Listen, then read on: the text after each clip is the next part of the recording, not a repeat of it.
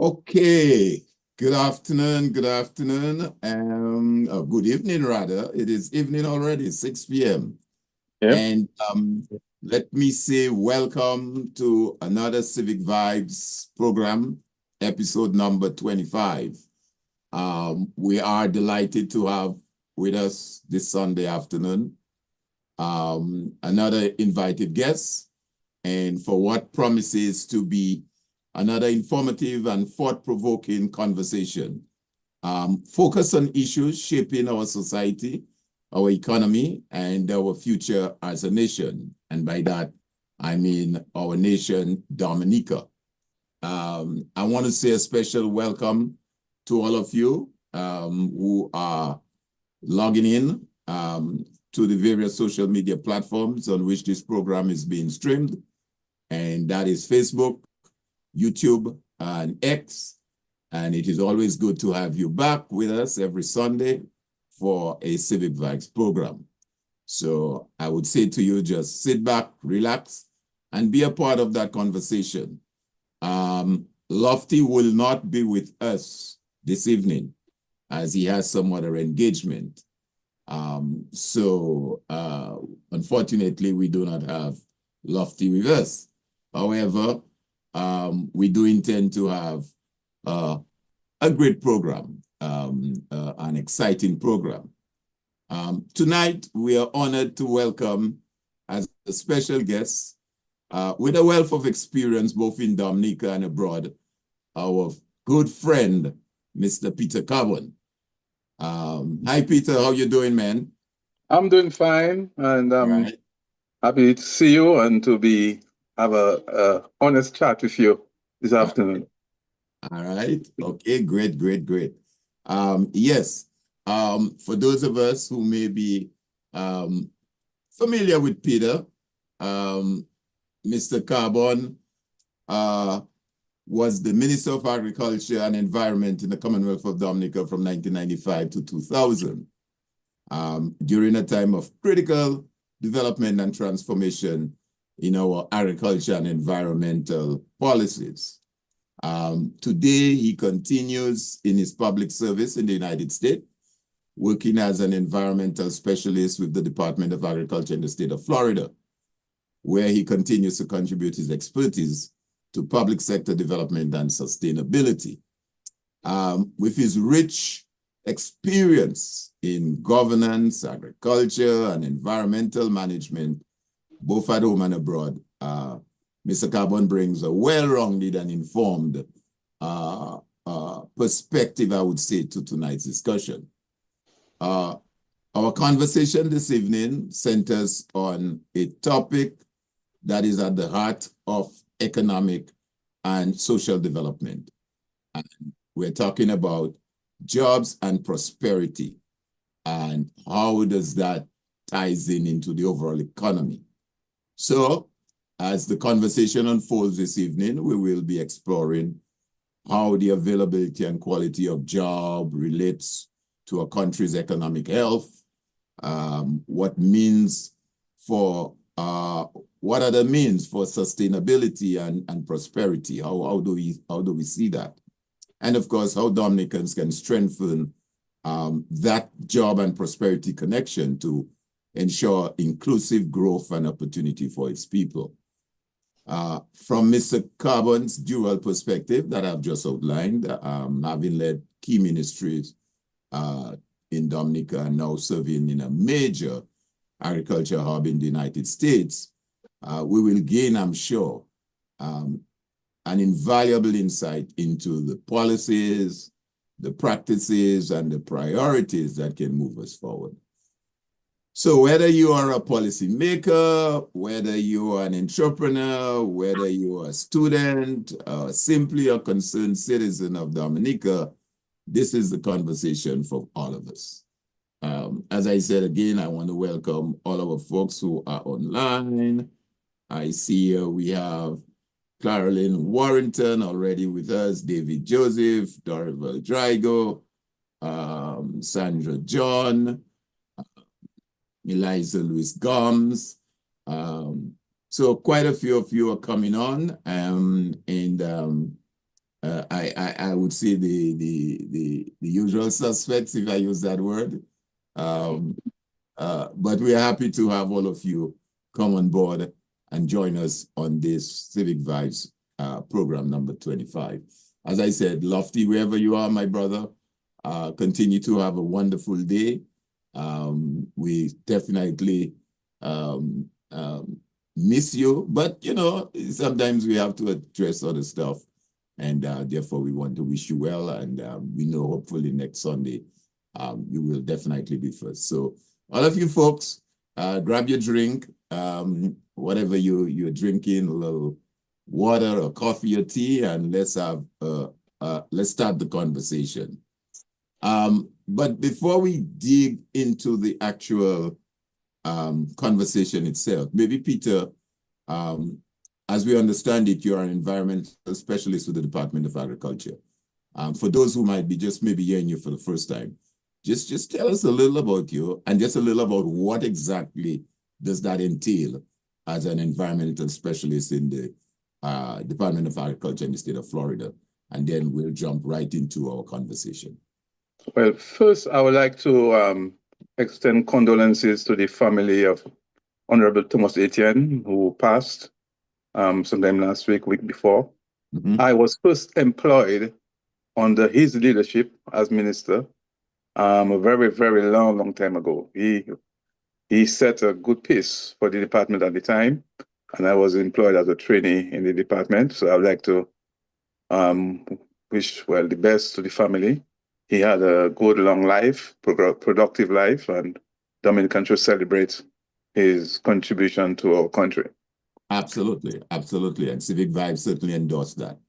Yeah. Secondly, I would like to also congratulate my family, Mr. Daryl Thomas, who was ordained a priest yesterday, and want to wish him well. I know it's a sacrificial job, but he is committed to it, and he will do well.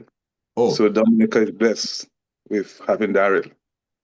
yes. Yes, well, we endorse that as well, Peter. My wife and I looked at the ceremony, and it was a beautiful ceremony.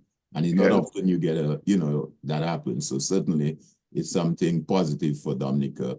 And well, he first practiced being a priest about 5 or 6 years old. Yes. He used to try to say mass. So he started a long time ago. Right. Okay. Yeah, I have been involved in agriculture all my life. I grew up with my dad, who was a farmer. I used to, at least from the time I was 7, 8 years, miss school to help on the farm at least 1 day a week, because our family came from the children at the time. Went to the grammar school. From there, I joined the Department of Agriculture. And in the wisdom of Mr. Leblanc, he realized that the banana industry needed technical support. So we had a technical team headed by Mr. Deloney, Patrick Deloney, if you remember him. And we were providing technical support to the banana industry at the time. And this grew into what was known as the Banana Development Program under, I think it was Patrick John at the time. And the rest is history, really. That gave the banana industry a group of technicians that fuel the changes that took place in industry that move profitability to the farmers. So I was part of the experience of transforming the banana industry to be very productive, very beneficial to the farmers, and in more extent to the entire country. Because when the farmers have money, everybody has money. The banks will tell you that, the merchants will tell you that, everybody get a benefit from that wealth that is generated from farming. I serve as minister, and I must say my greatest regret is that a number of initiatives that was taking place in providing new programs, new technology. Peter, I don't want to break your trend of thought. Stick a pin on that for a while. We'll definitely going to address that, because I'm not giving details. I was giving introduction, really. Right. That's my biggest regret, and I had to leave Dominica, like most technicians, who do not find opportunities in Dominica have to leave. Not because we lost the love for our country, Right. but it's because the opportunities are not being created so that we can use our skills and talent. Right. And if you remember the story of the talents in the Bible, God tell you, he gave you three guys talent, and the one who hid his, it was taken away from him. So I didn't want my talent to be taken away from me. So right. I ended up move somewhere else where it could be utilized. Yes.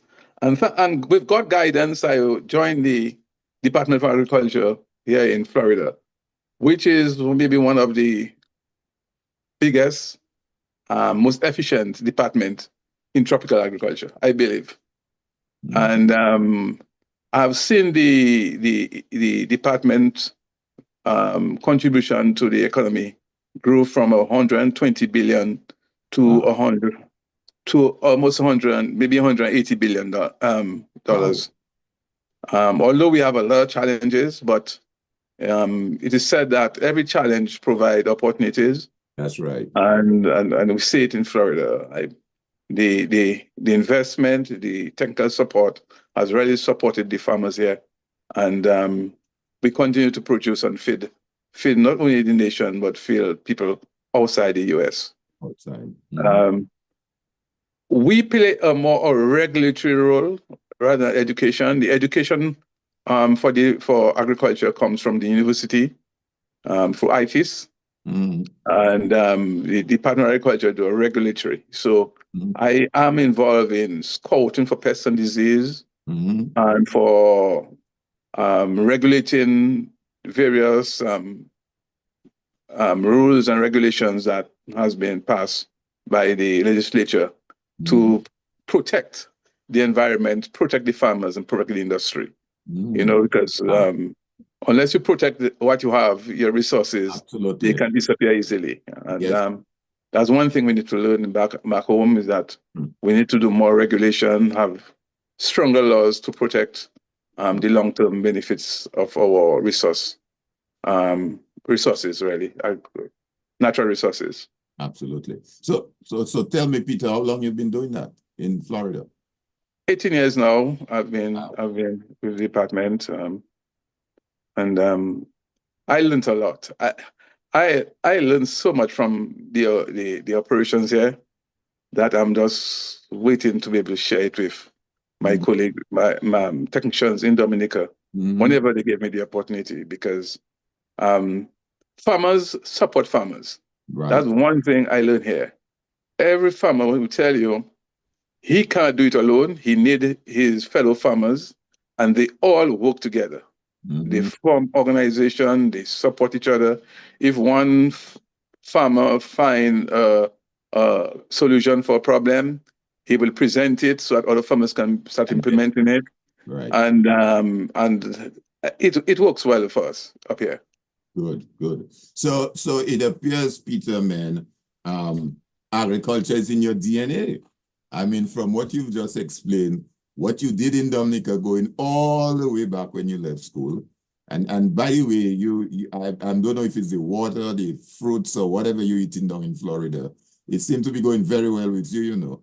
You must share some of that with me. You look exceptionally well. You look well too. Well, I have a beautiful wife who is very supportive, and wife and kids and everybody. We have a very closely knit family. Good. And we support each other. Good. And I trust in the mighty, God Almighty, because He. Yep. Yeah, but I would say in agriculture is in your DNA. I mean, given what you did in Dominica, and we're talking about almost 2 decades up in the US, when you combine those two experiences together, I mean, certainly you can and does provide a wealth of knowledge and expertise to a place like Dominica. So let's jump into the conversation. Having given that brief introduction about yourself, and I know it's much more than that, but let's jump into the conversation. And we're looking at the economy, and specifically, we want to address the economy of Dominica, of which you are familiar what's on the ground. I have a certain sense, or most of the folks on our feed on the live have a sense. And how would you define the relationship between job creation, prosperity, and a nation's economic well-being? How would you define that? And how does the lack of those opportunities, prosperity impacts the broad, I would say, social fabric of a country like Dominica? How would you speak to that as a start of the conversation? Well, let me say that we all know that the basic factors of production is land, labor, and capital. Mm-hmm. Now, for you to produce and produce efficiently, you need management and information. So you could have all the natural resources you have, unless you have the proper management, proper structure, then you're not going to reach your full potential. Mm-hmm. So in Dominica, we know that we have land, we have labor, we have capital. Our foreparents have shown us that they were able to use those factors of production and create a life for themselves and for us that was middle class. My father never did anything else but farming, and we had a middle class life. He sent every one of us to secondary school. He didn't have to wait for any books or anything. He took care of us, and we never go hungry. We always had, and I mean that was from the I would say 60s and 70s. Mm-hmm. Mm-hmm. So by farming, he was able to produce, give us a reasonably good life. Mm-hmm. Why his production was able to do that is because the government at the time organized the structure that supports what he was doing. Now, if you remember that bananas was the main cash crop in our time. No, but because we are made up of small farmers, there must be an organization structure that will provide the services and ensure that that product get to the market. So we had a DBGA, and over the years it was transformed into what you call a DBMC. Now, DBMC was disbanded by this government, and people believe, well, that's a government policy. But they actually broke, I would say, 60-70% of the Dominica economy, because that structure is to provide all the technical support, all the disease control, all the monitoring to farmers so they could go out and produce all the inputs, everything. And that production was secured. There was secured marketing. So when that was disbanded, they actually broke the lives of over, maybe at the time, 2,000, 2,500 families. Now, those families, when they earn income, that income is filtered throughout the communities and the country. Imagine, I can go back to my small village of Woodford Hill. Woodford Hill used to make between $500 and $600 million. $5 and $6 million, sorry, a year. That's just Woodford Hill. That's Woodford Hill. That was the kind of income we had from bananas and non-banana crops. And we also had coconuts, we make copra, and I mean, there's so much else going on at the time. But the village used to make about $5 or $6 million a year. Now imagine a population of about 1,000 people, that the income per family was fairly high, just from agriculture. Now, when you disappear that from people, then you really take away a lot from the economy. Now, as we all know, money creates money. If you have money, and there's a multiplier effect that people now can do other business. They can open shop. They can have a boss. They can fry chicken. The first play music and have a jam. But people have money to spend. Right. So everybody making some money. Right. So when you remove that money, it's not only the farmers that suffer, but all the other people that did business because of that circulation of that money is all sort of business. Mhm. So because of that, the economy of Dominica got stagnant. Because the economy have two sections. One is the public section, which is just a maintenance of life, and the private sector, which is the productive movement of the economy. They do the creation of stuff and make things happen. The government is expected to be a productive entity. Is expected to provide services to ensure that those who produce facilitate, yeah. facilitator. And that is the mix that really cause economies to grow. But when your government is doing everything, then you have a stagnant economy. And that's what really happened in Dominica. The government now, every 10 jobs in Dominica, 7 is controlled by the government. In the last 20, 25 years or so, every 10 jobs, maybe the government had 4 and the private sector had 6. So that tells you that the economy is stagnant. Okay. You know? So let me jump on that, because I heard you mention carefully. I heard that you mentioned that word structure, and you mentioned it a couple times. So just expand on that conversation a little. What structural and policy related changes that during your time as a minister, you recall, that was there to help improve that job prospect, the economy that is absent now? Expand on that a little, because that structure is important. First thing, you as government, you cannot be the one to facilitate business. You're to do business. You're there to facilitate business. And that's the reason why because we have a number of small farmers can't go out to Antigua or go to England or go to US to sell 10 bunches of plantain. Okay?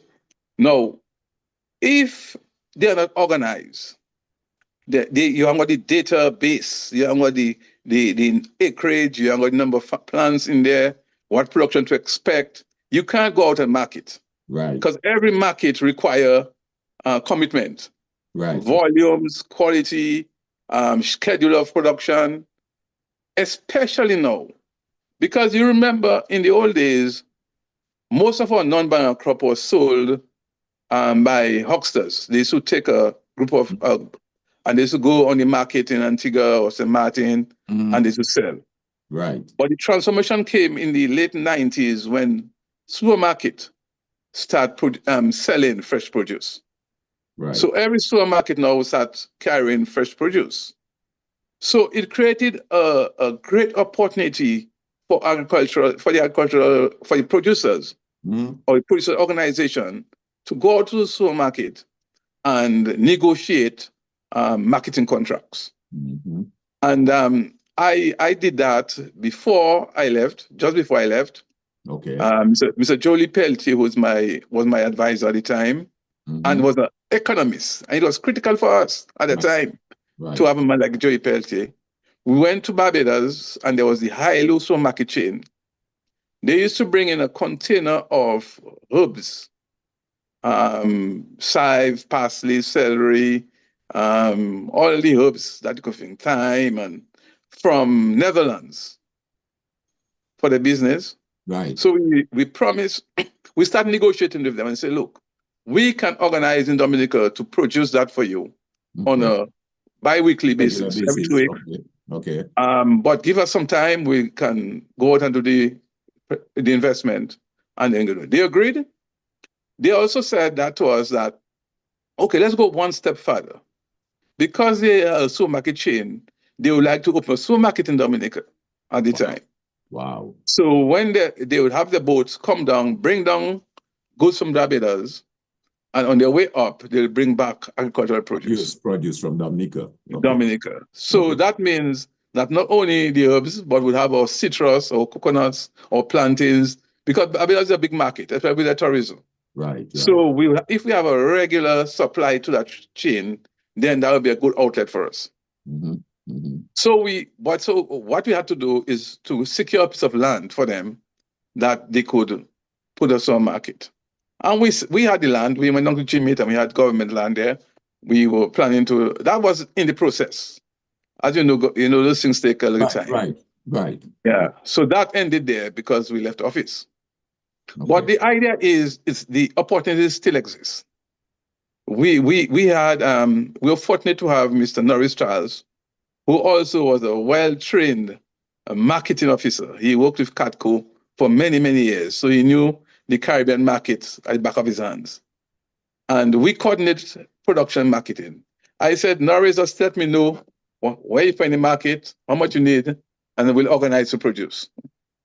And we really work to transform the non-banana crop, because Bello was a big manufacturing entity in Dominica. Right. We Dominicans wouldn't even remember Cafe Dominic, which was a international name. Yeah. We had Bello hot peppers. Sauce. Yeah. We had the passion fruit syrup. I mean, those things that used to be all around the market, all around the world. Yep.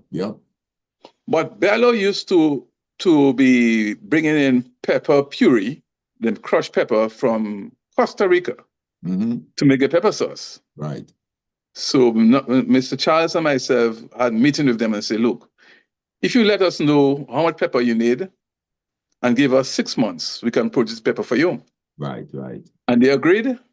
We went out, we got the pepper seeds, we got the support for the farmers. And within 6 months, we were able to supply all the pepper Bello needed for his pepper sauce. Wow. And other than that, we started an export market for hot peppers. Wow. So farmers will respond. If you have a market, you go to the farmers, you explain what you have, you give them the support, they will respond. Okay. We also had a contract with Dashin.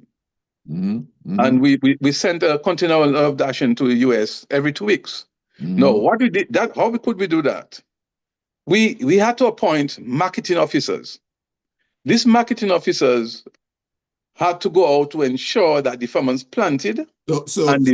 So again, I'm hearing from you there that structure. There has to be a structure. There has to be a structure. Okay, so go ahead. So this marketing office, we had the contract to supply the Dashin. So we had to ensure that we had the Dashin in the ground, planted at a staggered way, so that we can have not every farmer come at the same time, but every week we can have a farmer or 2 farmers harvest to give us enough to supply the market. So everything had to be forecast and scheduled. Right. And it worked well. So the system, we call it contract farming system, was being introduced to build support. Contract farming system. Okay. Was being introduced to help us expand our non-banana crop, because the banana crop was already well structured. Right. And there was no need to have contract farmers, because everybody grew bananas for the BMC, and that worked well. It is really regulated. But we were just beginning. Government could be the one to start off the process. Right. But the whole idea, the whole vision really was to expand the DBMC, not into a banana marketing corporation, but agricultural marketing corporation. Because they have all the structure, all the offices, the supply, the buying points, transportation system, pest and disease control, everything was with the DBMC. So as we start the process, that could be included in the portfolio of the DBMC. Okay. And that would help secure the production and marketing for our farmers. Right. If I hear you clearly, Peter, I'm hearing you saying that in order for any program, and you're speaking here during your time as the Minister of Agriculture, but I'm understanding you to say that in any organization, for there to be a successful outcome, there has to be some structure in place. Yep. Your structure, and that in itself would align with your policy. So you have certain policies that you would take You do policy, but the structure must be there to implement. To implement, absolutely. Yes. Absolutely. That's what I hear you say. So let me just again recognize Vincent Francis, Mali Ostri, Marshall Lawrence, Rosa Robinson, Owen Prosper. All of those are folks on the line. Nikki Sloan. Thank you for joining in, guys. It's good to have you. I think we're having a very engaging conversation with Mr. Carbon. But so let me ask the question now, because you said earlier that land, labor, and capital are the factors of production, and you made mention of the fact that when during the banana industry and agriculture is booming, money is flowing, money is in circulation. It takes money to make money. So how now do you see agriculture as a major component in stimulating the economy and hence create prosperity for everybody? Okay, the potential of agriculture in Dominica is about $400 to $500 million a year. Okay, that's the potential, and that wouldn't take overall agriculture overall $400 to $500 million a year. Yes. Okay, the potential we have. I mean, you see, the world now is moving to what they call exotic fruits. You can see it in every supermarket. You see a bread nut. You know what I see in the supermarket here? Mowi seed. You remember mowi seed? Yeah. And like a yellow fruit we used to hunt in the forest. Yes. That I see in parcels in the supermarket, you know. And at a premium price too, I'm sure. Of course. You know, and thing like Mami apple, that is in Dominica. I mean, that is a very dense nutrient fruit, you know. So I mean, just think of Dominica and think of all the fruits we have wasting. You know, I mean, look at things like avocado. Right. Dominica can produce tons and tons of avocado. Avocado is now considered one of the health fruit. It's one of the most healthy fruits. Coconut and avocado are two most healthiest fruits. Okay. In the world in terms of health. Okay. Okay. Because of the type of fat they carry. Right. Now, if you go in the supermarket now, you see avocado oil. Yeah. And coconut oil. I see it myself. Yeah. Yeah. You know, and they better and more expensive than the traditional Corona, the corn oil and whatever. So Dominica has, I mean, potential to grow avocado almost anywhere. You first sit down, it's at growing, you know. So we just have to study them, have people study the market, get the connections, either with supermarkets, with hotels, with restaurant chains. Everybody's a chain now. So you go to the chain and you present your program. Since you got approval, then you go in and organize the production. You know? So that's the first step. You don't go and produce and then you have it and then you call in and saying, you can take too much of plantain or you can that doesn't work. Right. That's not commercial agriculture. That's why you call it subsistence. That is what happened in Dominica before Libla. Because when Libla came, you know what Libla did?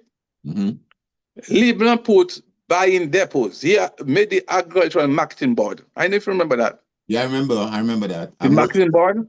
And every community had a depot. A depot, yes. And farmers used to bring their yams, their plantains, their coconuts. Yeah. And the truck used to pass, collect it, bring it to the marketing board, and the marketing board used to do the selling. Right. Okay? Right. That's what Libla did that make farming. You had the banana industry and you had the non-banana crop organized through the marketing board.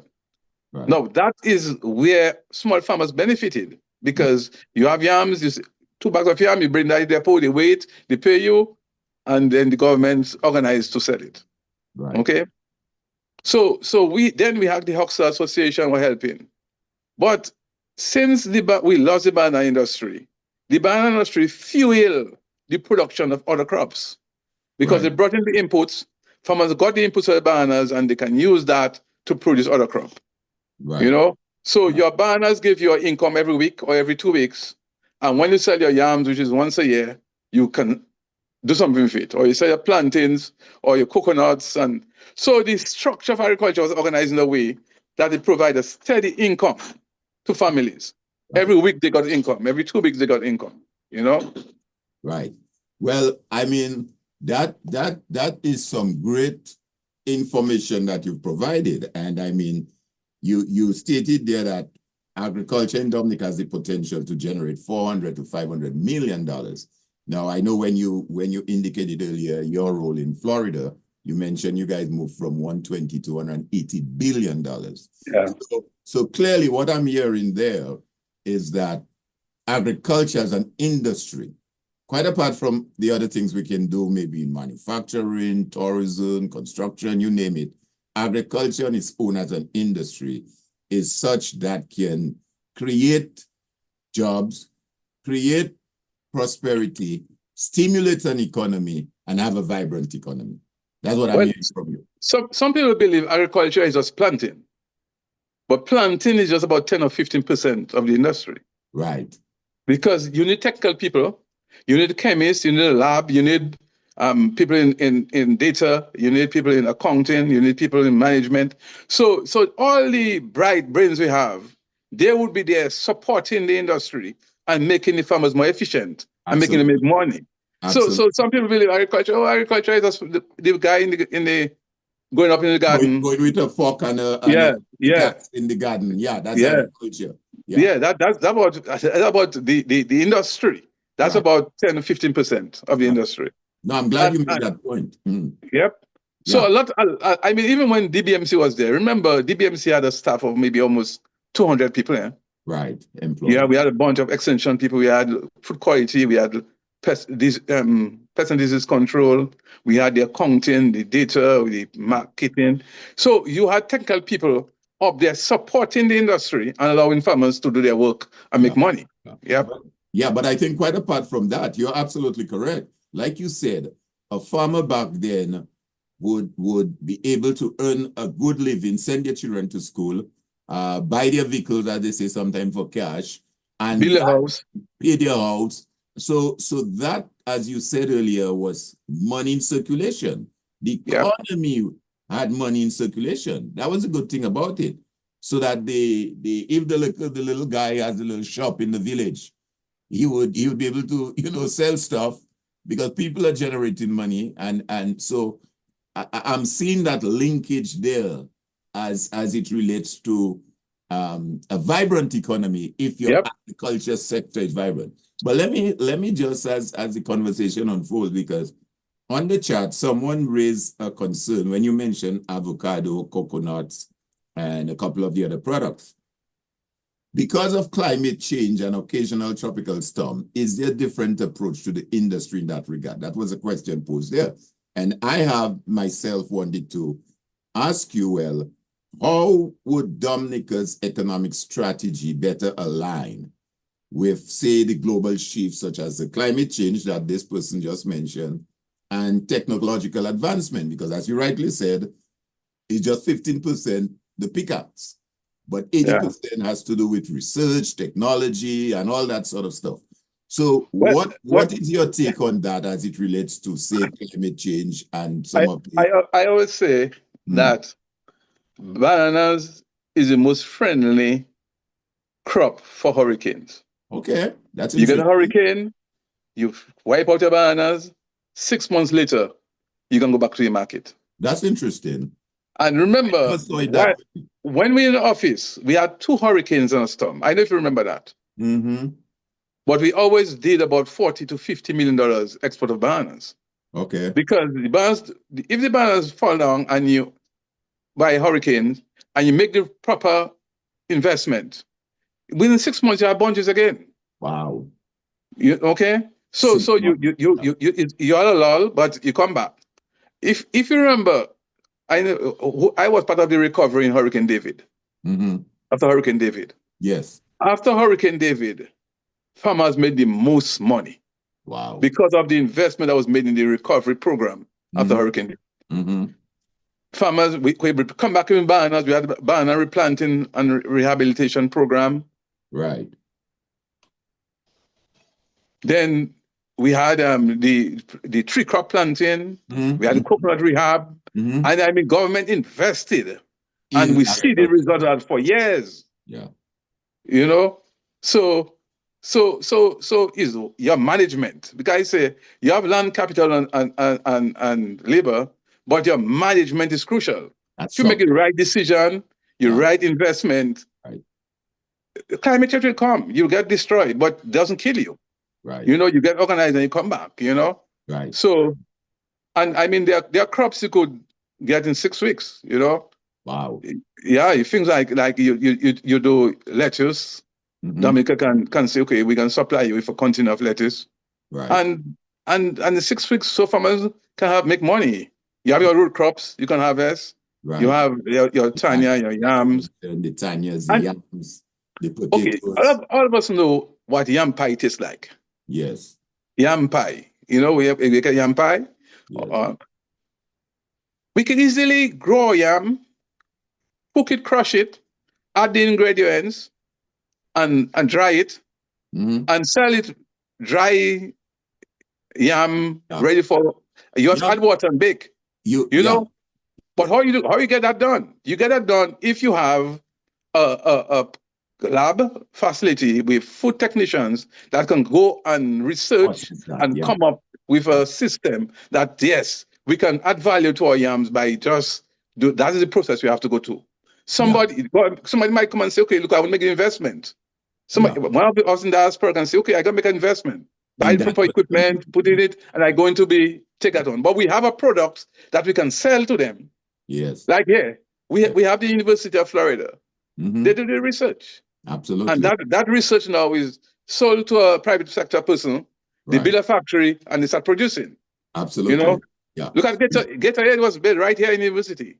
Yes. Yes. But Yes. now it's a multi-million But dollar product. even coconut water. I mean, if Yes. you read the history behind coconut water, and one of the guys who started that off was on a vacation where he was, and one of the brand, I don't remember which one now, but it's a multi-billion-dollar industry, coconut water. And No, trust me, it's let not me even give you the same history. our coconut Let me give water you here, though. history. Let Go me give ahead. you history of coconut water. Go ahead. As we know, if you leave coconut water outside, it will spoil. Yes. I did a proposal as minister to the FAO. Mm-hmm. My first visit to FAO, Mm-hmm. I went to the Mr. What's his name again? To him with a proposal Right. to do research in giving shelf life to coconut water. They agreed. They sent the technicians down. We work with them in Londonderry. Farmers bring tons of coconuts. They cut the coconuts and they start researching. And we come up with a plan. They come up with the result of how to keep coconut water outside. And all that they had to do was remove a latex that's in the water by filtering the water, and then it can have a long shelf life for years. Right. That happened in Dominica. Right. No, we were in offside time, but towards the end, we decided that we would work with Coca-Cola in Dominica because they had the bottling facility already. Right. Right. The FAO was going to give us a refrigerated truck. You see the trucks that have carried milk here? Yes. Yes. Yes. Yeah. Yes. A Yes. truck like that would Yes. have the machine, farmers bring the coconut in, would cut it, get the water out, put in that truck, bring that To the Coca-Cola, they Coca-Cola. bottle it, and they would have it anymore. Wow. Dominica had 7 years to use that technology before any other country in the world could use it. Wow. 7 years. Wow. After 7 years, because it's a UN organization, they had to give it to everybody. Right. We left office, and this government came in. They never did one stroke of work. And we lost it. Up to now, we can't bottle coconut water yet we have to import coconut water. Brazil, Philippines, every other part of South Africa, everybody now using that technology that was developed right in Dominica. In Dominica. And you In know, Dominica. that's the kind of information that has to be told, because you and I, Peter, know our heart, our love is for our country, Dominica. We want what is best for Dominica. And many times when people hear us on programs like these, they tend to feel, well, we are bashing the country, or we are bashing the government, or we are bashing this one. It's not about that. I mean, here you are sharing some real life experience, something that actually happened. You're not telling tales out of school. And, Well, and, everything is documented. and that is what would generate, that is what will generate the employment that we need, the prosperity. And high quality jobs, jobs. Computer technicians and chemists and biologists and marine engineers. That is what that would have give us the high quality jobs our people will leave and come to US and go Canada for. Would be right in Dominica. Yeah. And would generate enough money to pay them a good salary. Exactly. I mean, just by when you spoke about that, you were talking about bagging stuff and manufacturing.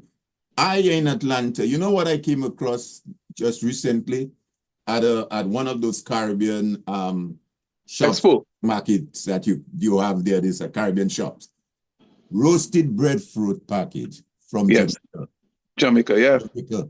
Roasted breadfruit. There were about, I think, maybe about 8 slices of the breadfruit. They're about, not more than that. And you know how much that was going for? $8.99 US. Yep. Mm-hmm. 8 or 10 slices thereabout of the roasted breadfruit, and it's packaged and says made a product of Jamaica. So it's really painful. It's really painful when you hear of those areas that could stimulate the economy and create prosperity and jobs and make everyone independent and not dependent on someone. Let me excite you for the project. Sure. That guy cousin. I visited Taiwan. Where's that? Taiwan. Taiwan, yes. And you know Taiwan is a high technology country. Yes, yes. And I saw a marine hatchery. We already had a freshwater hatchery by them in Jimmet to do prawns. Remember that? Prawns and tilapia? Yes. We had that already. But I saw a marine hatchery. That marine hatchery is a set of computer system and vats and tanks and so. And they're able to bring in fish from the sea, put in there, hatch them, grow the fishes to a certain size, and release them. Now, you know, we had things like conchs in Dominica that disappear. Yes. Because of the hurricanes and whatever. You know, we had things like gokuliu. Every year we used to have gokuliu. That karang was, those kind of fish that was the coral fish. Because of the hurricanes and whatever, we lose quite a bit of our stock. Right. So we'll be able to go in there and replenish our sea. That's one. The second thing we wanted to do is to have crab farming. You know, crab farming, crab is a high price. Yes. Even up here in the US, yeah. And you know, Dominica have a special crab back that everybody around the world. That's right. Now, if we had that facility, we could be hatching crabs, getting young crabs, and giving them to farmers to farm. So a farmer can say, okay, I'll do 10,000 crabs a year. One might say 20,000 crabs. All you have to make the fencing, do whatever structure you have to put in place. We have the water, and within maybe 3 or 4 years, we could have a crab industry. Then we could open a factory to buy the crabs, to shell them and remove the meat, and then somebody doing crab backs and making and exporting around the world, freezing them. You understand? No, that is something that we could make thousands of dollars on. Yes. You know, but you have to have the infrastructure. You have to have the research facilities. You have to have the breeding facilities so that you can support the farmers in doing it, you know? Right. And it's not be honest. And I mean, those things were started, not things that was in the air. That's things that the process had started. Right. You know, we had a lab in Longhouse where the guys were doing coral breeding. And the whole idea was to produce corals, the other company, for the aquarium industry. But they would give us corals to put up back in our sea because we lose corals in the ocean. Right. The guys came in, they didn't support them, they left. Now I understand in Bahamas and the flourishing, you know. So unless you introduce technology in a country, you'll still living in the 50s and 60s. And I think that for the last 20 years, that was Dominica's has suffered. There has not been no technological development in Dominica. No technology that's Well, available. I would add to that, Peter, good governance, you know. It has to be there because it starts with good governance. Well, you must have a vision. You must have a vision. If you're in government, So and you have got a vision. Exactly, will never take in place. But let me just recognize my host who just made a comment there, Lofty. He's tuned in. He said, "Greetings, Mr. Thomas and everyone on the live feed. Mr. Carbon is suggesting to us as Dominicans, one of the most effective ways of earning honest money to sustain our livelihood. The agricultural sector has been and can continue to be the lifeblood of Dominica's economy. Only a change of the political guards can see this come to fruition." Very informed and experienced guest in Mr. Carbon. That's from Lofty. We're just plugging that in there for us this evening. So Lofty's tuned in, and he's giving you good night, Lofty. That's my favorite program. I must say that I don't miss. Yes, it's always educational. You're not trying to continue in any division or anything. You're just trying to help our people understand that there's hope for our country. Yeah, but here you are, Peter. You mentioned the coconut water project. You mentioned the prawn and crab project. You mentioned the coral reef. You mentioned the dashing. You mentioned the arrangement with Bellows. I mean, that's about 5 already, you know, and I'm sure there are more. So just imagine in your own mind how many jobs or employment or how stimulating the economy would be. We just have a bunch of young creative minds that just graduated from high school, and they all will be looking for something to do. And if the economy is failing as it is failing, then what is left to do? Are they going to just join what we call the NEP? Is that what they call it? Well, I can give you my example of my NEP. Sure. I had an NEP program. We had a young farmer training and development program. You call it a young farmer training? And development. Okay. So we got a $1 million grant from ICA to start the program because I make a presentation at ICA meeting we have an agent farmer group and we need to find a way to bring in young people into farming. And the director there, the meeting agreed that Dominica will start that program. And I suppose they will look. For the benefit of our listeners, give us what is ICA, what ICA stands for. ICA is International. Is that an agriculture? Yeah, agricultural regional organization. Okay. Okay.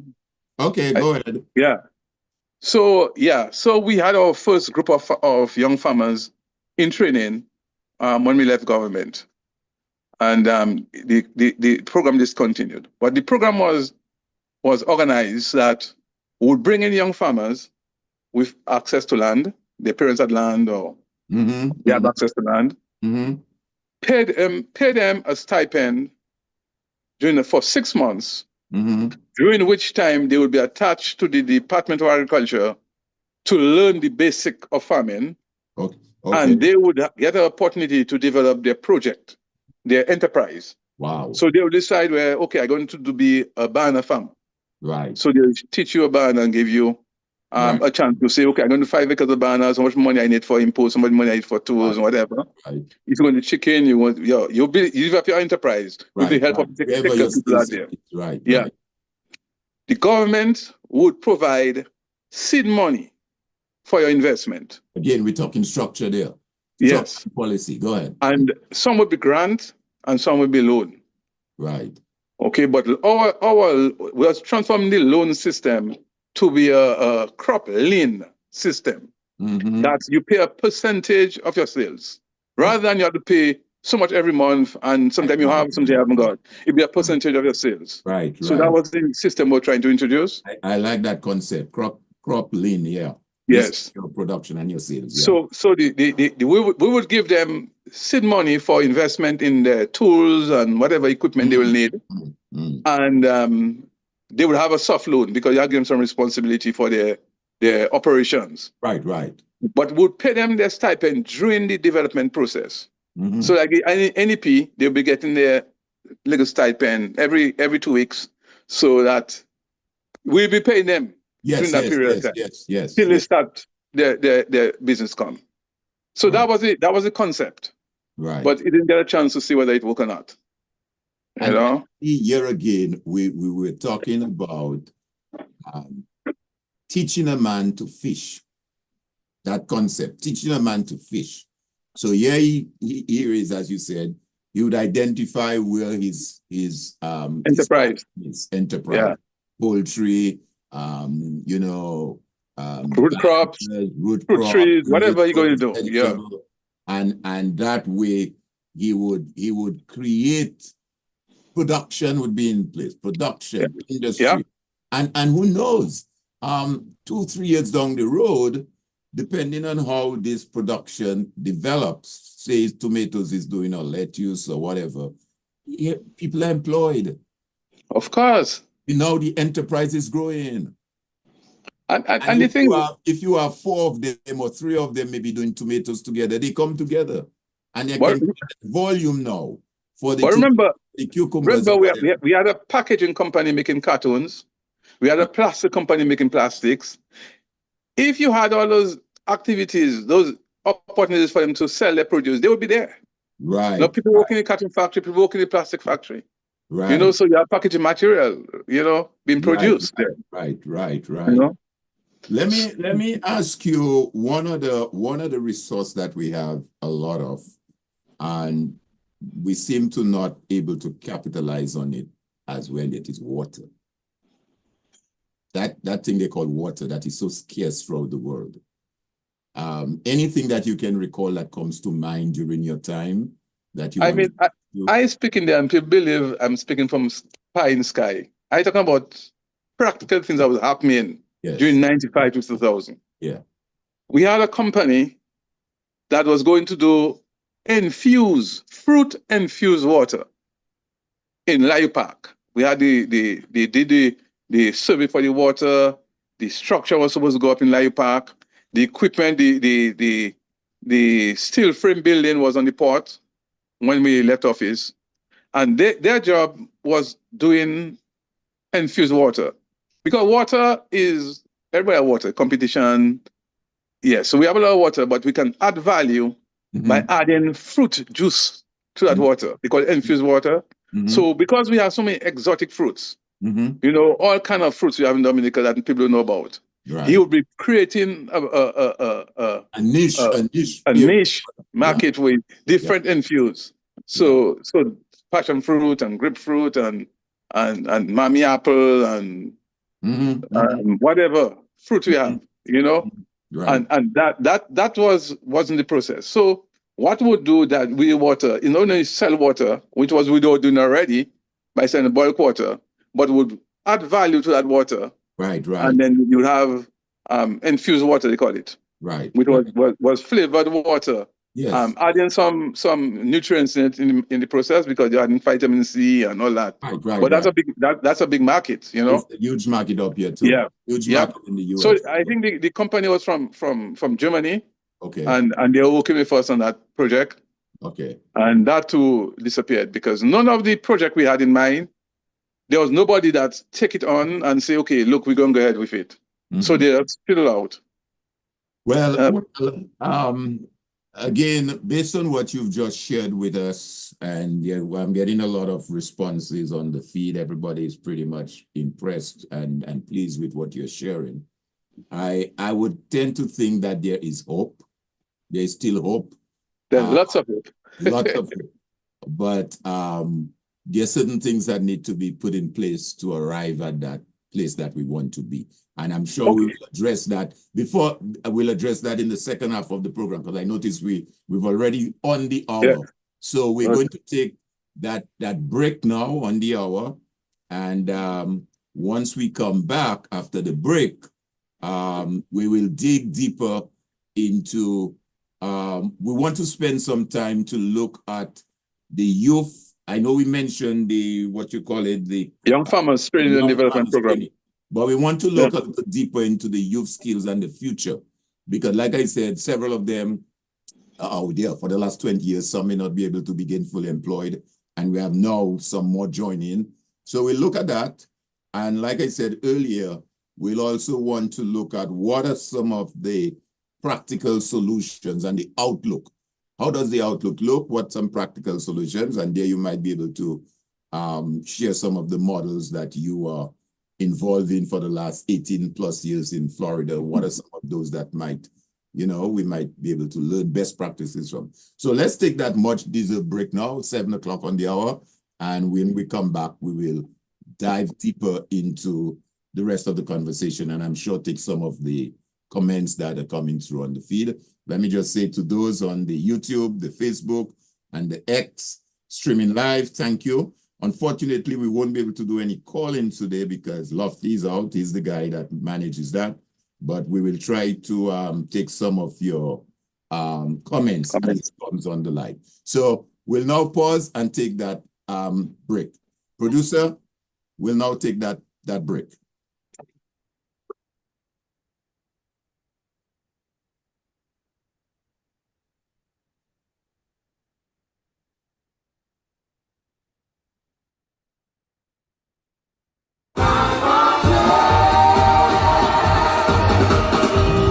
Change is a phenomenon, comes with the rising sun. If you don't ride that wave is gonna ride all over you. And leaders should pay attention to this fundamental principle. It's only the truth that always remains unchanged. If you live by example, you can change the people. If not, people will change and start following you. There's always another aspiring leader waiting to take over. And sooner or later, I see change coming for sure.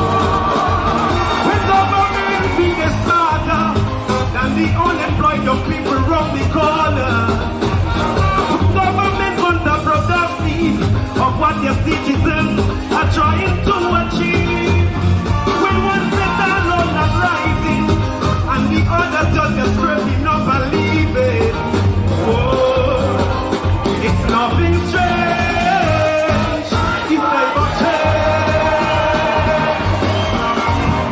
Mama,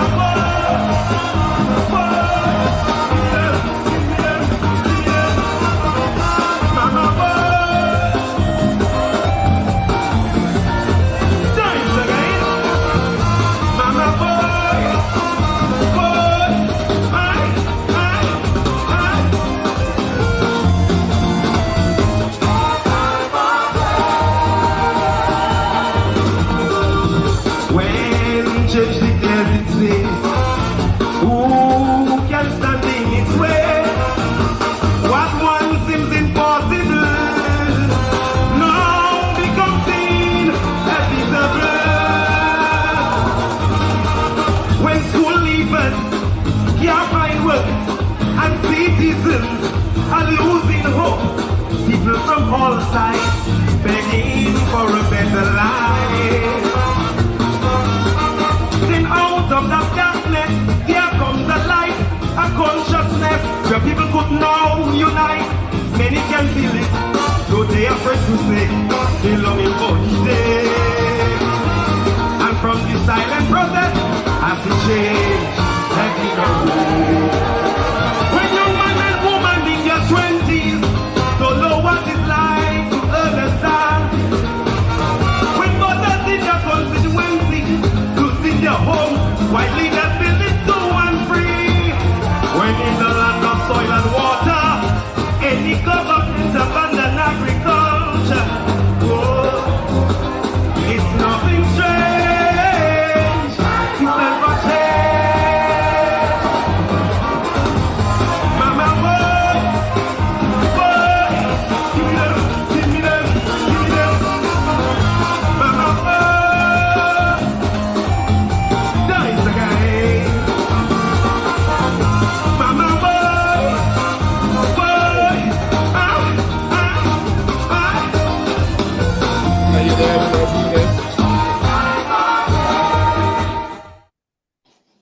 Peter, are you back with us?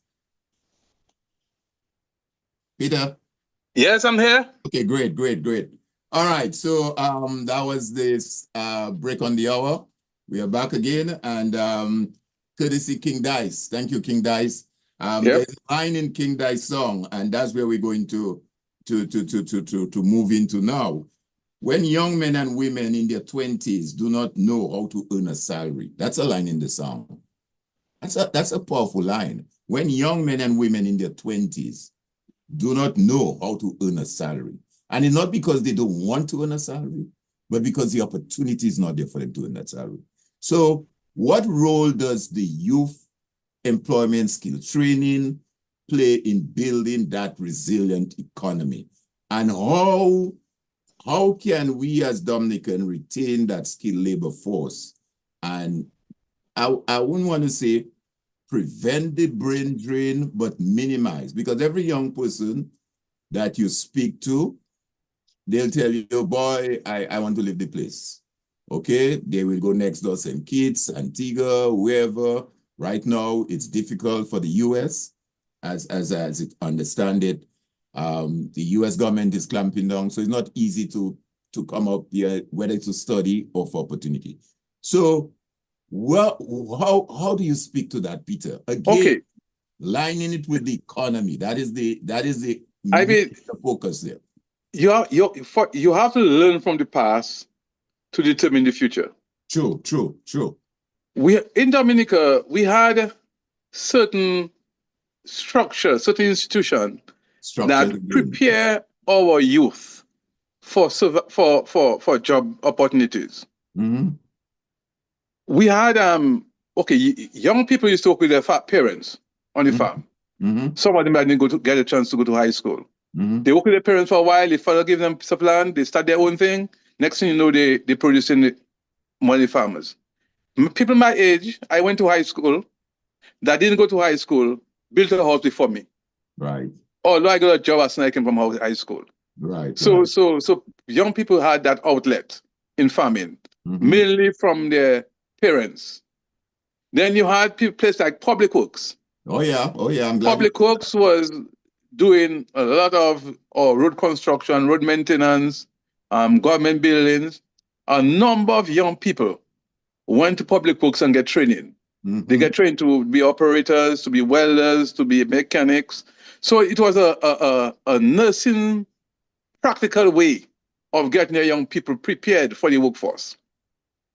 You had small contractors throughout Dominica that were the ones building homes, building small government projects, and they recruited guys from the street with no talent, no skill. And before you know it, they start pushing barrow, mixing concrete. Before you know it, they can lay blocks. Before you know it, they have their own business. Can read a plan and all that stuff. Yeah. Yes. So that was the way we filter job opportunities for young people in Dominica. I mean, there are more, but that was the main source of employment. See what happened in the last few years. Agriculture was taken away, commercial agriculture. So there is no need for young people to go on the farm. Public Works was reduced to almost nothing. So there is no opportunity for training young people. I hear from the grapevine, and I stand corrected. The property is up for sale, or the government wants to sell the property to the highest bidder. Yeah. Small contracts were given to foreign entities that have no connection, no need for young labor. So fishing was an area that was growing in Dominica during our time. I can talk to see what we can do with our fishing. Tell you what we were doing in fishing. Yeah, do that. Fishing. As you know, fishing is a traditional Dominica. We have a big ocean. We have a lot of potential in fishing. What we did, we organized we got some investment from the Japanese in terms of blasting and storage and all that. We have all those things in the fish market in Roseau and Marigot, and we were building Portsmouth. Okay. What we did, we put seed money into a fish marketing program. So the fisheries division, we had 2 refrigerated trucks, and we had on standby to purchase any fish, extra fish that's caught by fishermen. And that we did. They would collect the fish, wait, collect it, bring it and process it at the fisheries. We had people trained in fish processing, and every weekend would pay out those fishermen. And that allowed fishermen to catch as many fishes as they can. And we started things like doing saltfish. We do special sticks for hotels and restaurants. And I mean, we had somebody trained in Japan to food processing. And all that started at the fisheries. And I mean, that it worked well for us, because what it did, when it have a lot of fishes, fishermen stopped fishing because there's no market. Yeah, I remember this guy. What's his name was at the fisheries? It's at St. Lucian. Yeah. Yes, he was in charge of the fisheries. Yeah, but he was the director there. The director. Okay. Yeah. Yes, and we started that program. For matter, it was illegal to sell fish on the roadside in Dominica. Remember, we banned that. All the fish sellers were placed in the fish market. Every morning they would get a supply of fish. They would sell.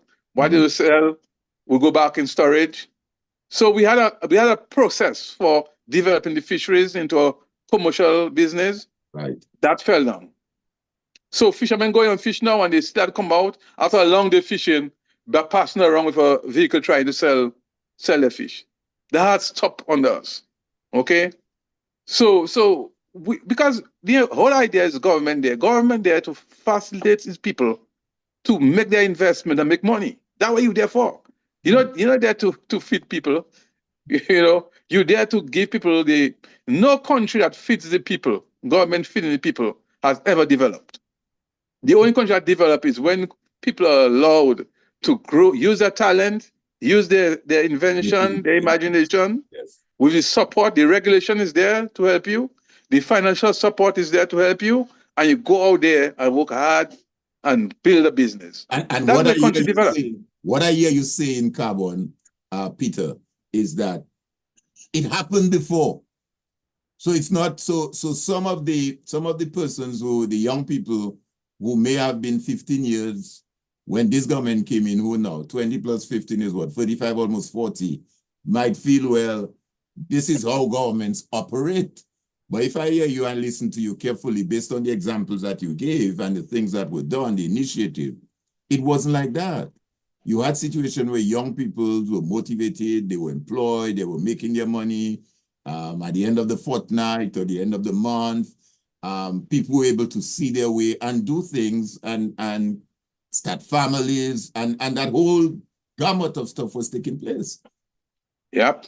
That's the break we got in Dominica. And I'm not sure if it's working for us. I mean, US is the richest country in the world, and nobody have to go to Mr. Trump and say, look, my children need books or uniform, or your Christmas coming, they want to give you a package.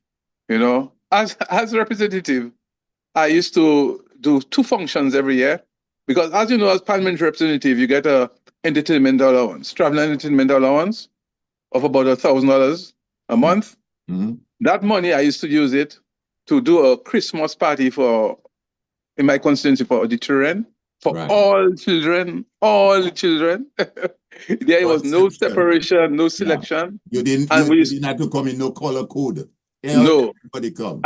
And we did a package for the seniors. So you were identified as a senior, a certain age, I think it was 60 years, and we'll supply you for the package during Christmas time. Everybody 60 years will get it, nobody. Right. And I see a drastic change in our country, but So let's stay a little still on the youth, because we want to address them, because you hear that cliche all the time being used.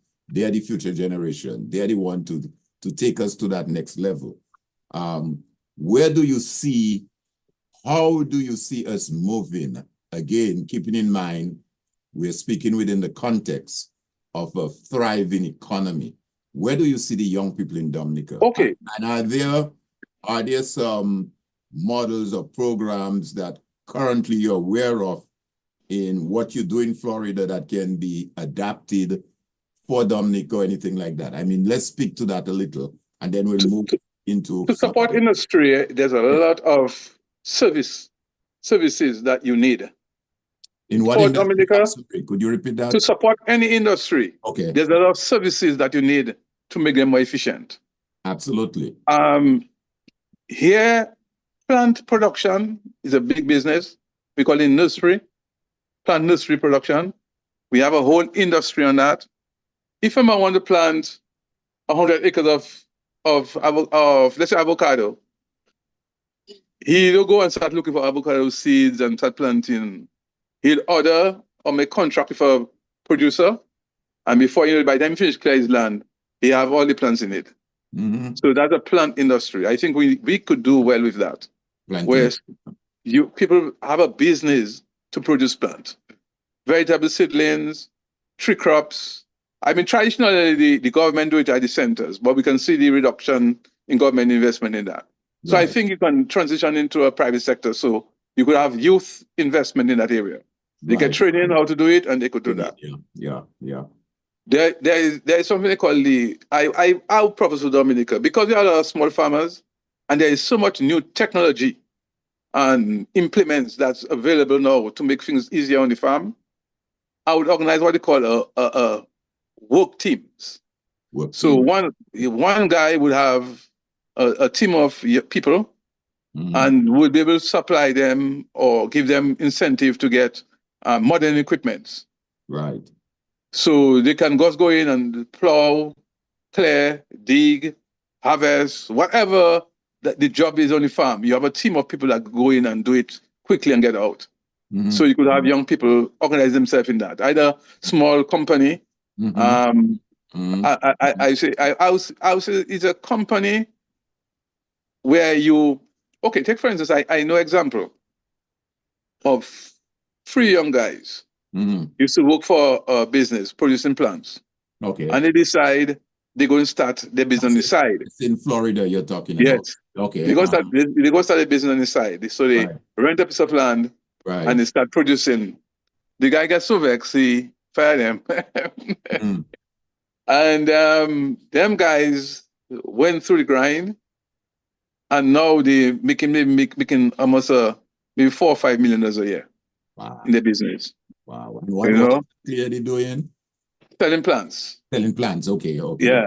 Okay. And they now have about 100 acres, and they started renting of 5 acres, and now they have about 100 acres where they are. So they call it like a work team. It's a business, but all they do, they pay themselves a salary, and the money go back in the business, and they expand and expand and expand. Yeah. Yes. So we could have that kind of structure in place, put the rules in place, the laws in place that will allow them to come together. It's not a cooperative, because cooperative for work output, one will be depend on the other, whatever. There's a different structure. It's a hybrid. It's a hybrid between a business and a cooperative. And a cooperative, yeah. Yeah, but you make a structure and you think it out, and build up a system that can work for Dominica. Right. Where if you build up under 10, group them together, how they can put their resources together and create something. A boat, they want to buy a boat together, 3 of us, how they can come together. The law will allow them to do it. Right. So and let it work, So something we need to research and come up with, so that young people can make investment and own business rather than just working for people, Right. So I think it's something that we have to look into, Okay. But we need certain things. For us to develop our culture, we must have a brand, Dominica brand. Okay. In Florida, we have Fresh from Florida. So anytime somebody had that stamp, it's because it was endorsed. Dominica need a brand that anybody that have something to sell internationally can get that brand. It was thinking 20 years ago. We were thinking of Nature Island products. I never remember that. Yeah. That I'm thinking of 20 years ago, but nothing has been done about it. During your term in office, I worked in the Ministry of Tourism. I was secretary there with the Ministry of Tourism. So I'm familiar with quite a few of those programs that you mentioned because of my role there as assistant secretary then. I mean, the only initiative we take, and we have to modernize. We cannot build a country by living the same way we live in the 60s, which is what we're doing now. Right. There's nothing modernized. I mean, that cell phone, if as an extension officer, that cell phone can be so valuable if you have the programs. Yeah. And you say, you can know how many, every day you can just go to your phone, you go in a database and see how many acres of dash that was Everything planted is right today. there. You don't even need to go in your office on computer. No. Everything is there on the field. Every phone, because a farmer every farmer have the code, they post what they do, it go into a database, and you can just download and say, okay, we plant 50 acres of dashing today. Then we plant 100 acres of plantain.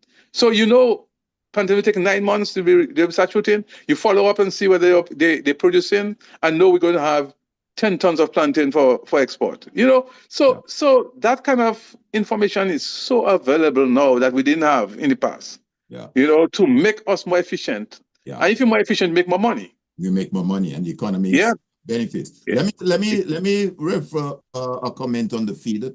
Like I said, we do not have the capability for calling today, but there is a comment coming there from one of our persons, Tyrone Nicholas. He says there, social programs are always necessary. However, that cannot be the totality of the focus of government, since it would become unsustainable, and you reference that, and create dependency. We must fuel the potential of the working population to sustainably underpin social programs for the elderly and the indigent. When the young working population is able to thrive and experience growth, then everyone wins. Less dependency on social programs and more motivated and creative population. That's his comment there. But before you comment on that, let me just throw a wrench in there. It's being said all along now that, oh boy, we don't have the population. Our population is dwindling, so that is why the economy is in the state that it is now, because we don't have people around. How do you speak to that and the comment from Mr. Nicholas? Okay, what Mr. Nicholas is saying is so true. You know, it's like you cannot, what it does, even worse than that, because young people growing up and seeing their parents depending on social program, there is no enthusiasm, there is no drive, there is no hope to be different. They feel, oh, my mother getting that, so when I come big, I'll get that. You know, there is no drive, there is nothing that making them want to be somebody, because that's what they know. You know, I saw my father farming and making money. I want to be farming. I want to go out and make more than him. You know, I saw that is what we follow. So when you have people living on a social program, then the kids coming behind and the grandkids saying, oh, I don't work, man. I'll get that too. I'll get this. I'll get this. Go to my pal rep. My pal rep will give me that. Yeah. Well, something that affects us a lot is our youth development. When I grew up, we were very competitive in sports, especially cricket. It was cricket at the time. Primary school. The guys I play against in the other schools, we become friends, I get to know them. But we were competitive. There was a elementary school cricket, I don't remember that program. No, during my term, we played also. So in our village, I organize, we have 4 sections of the village. We have competitive every year, cricket and football competition. And we had prize givings and recognition, whatever. What it did, it created young boys, they work together. It created a spirit of wanting to win. And if you win in sports, you want to win in life, that kind of thing. And it helped the stronger one lift up the weaker ones. So you had a population now that was more not only academic in the school or whatever, but socially better prepared to deal with life. I think we lost that, especially in my community. We lost that. As a result, we have so many young guys on the road now that looking like they will never make it in life. They almost gone. I mean, is really sad. I mean, I can't watch it myself. They go up in the morning, they go on the block, they sit on the block all day, they smoke, they drink, they whatever, and they go back home and depend on their parents, whatever legal parents have. You know, so human resource, even what we have, is not being used. No, there's no training program. There's no attachment or you call them when you I can't get the word now. When you send them to study somebody. Or internship. Internship, yeah, you go internship where they learn and they get, you know, and that is almost non-existent. So there's no way to get up young people introduced to the workforce, you know. So we need to have a workforce development program in Dominica to look what is the need for the country and what we can do to get that force going and invest in that. Yeah. But definitely, social program, as you know, is the death of a family, because it doesn't only affect the grandmother, it affects the children, the grandchildren, because their motivation in life, the ambition, everything is reduced to that social program. Depending on that one person to give me. Yes. To give me my breakfast, my lunch, my dinner, everything, to bury my... And we are Christians. We know, teaching of the Bible tell you that you shouldn't even feed somebody if they don't work. Right. So the God instructs us now that partner, you have to go to and work, you know. Right. And when we grow up, there was different slogans in our culture that make it a shame to take things, you know, free. Freeness is worriness. Right. You grew up with that, right? Yes. Yeah, those taking from nobody. So the culture was preparing us to be independent and to earn our thing. Right. You know, so the same culture that grew us went to hide. No, because everybody just accept it, you know. Right. You know, I think we have a crisis. We have a crisis in Dominica. Yeah, but no, but would you say again, keeping the central theme at focus, all of that is because we have an economy that is not thriving. As a result, there is nothing available for the young people, and it lacks. Somebody made a point, and hold your thought a while. Somebody made a point earlier. Marshall Lawrence, leadership, planning, vision, and finance. He made those three areas. And I know you sort of alluded to that when you speak about the structure and the vision. So in the absence of that, some of the projects or the initiatives that you mentioned that were started during your time in government, if you have right leadership and vision and planning, then that will create the enabling environment that we speak about, where young people now will be able to get a job and do something for themselves. But in the absence of that, well, the thing is, to look forward to. The thing is, you can't give what you haven't got. All right. If you're in leadership and your leadership is limited, then you can't be creative, have creative thinking to look beyond the day-to-day things that happen around you. And that's why I am hopeful in Dr. Thompson Fountain. This guy is well exposed around the world. He studied economies, he worked with different governments, he see those that work, those that fail. So he comes with a wealth of knowledge and experience that if he get the opportunity, I firmly believe, he will seek the right people to really get things going. Because that's one of the things as a leader. As a leader, you can expect to do everything yourself. Right. You're supposed to be able to identify the right talent. Right. To make things work for you, you know, and I said I'm very hopeful in this guy. I like his presentation. You hear him talk, and he's speaking broad. He's speaking on passing on responsibility to the people. Right. I will make things happen for you, not for you, but allow you to make things for yourself. You know. Yeah. And that is what Dominica is missing. Sure. Let me ask you as you make that point though. You and I are in the, I hate to use the word, but is that we have for now? We are in the diaspora. I hope we can find a different name, but that's what it is for now. And there are several of us out here, Dominicans, all over. I just saw recently that Dr. Dale Dangler-Ben just started an initiative in Dominica. in Point Michel. So congratulations to Dr. Dale. And your son just started something in Dominica too. Yes, yes, yes, yes. My family just started something in Dominica.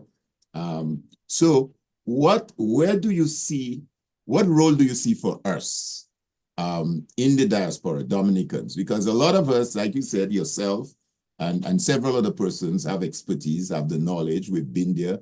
There's something we can lend to that country that could help create the economy we all want to see for Dominica. Where do you see us playing a role, those of us in the diaspora? And how should we be looked at, especially from those back home? Because this question of them and us, again, we have to break that wall of them and us. What would you say to that? Okay, let me say, we have got to reinvent the wheel.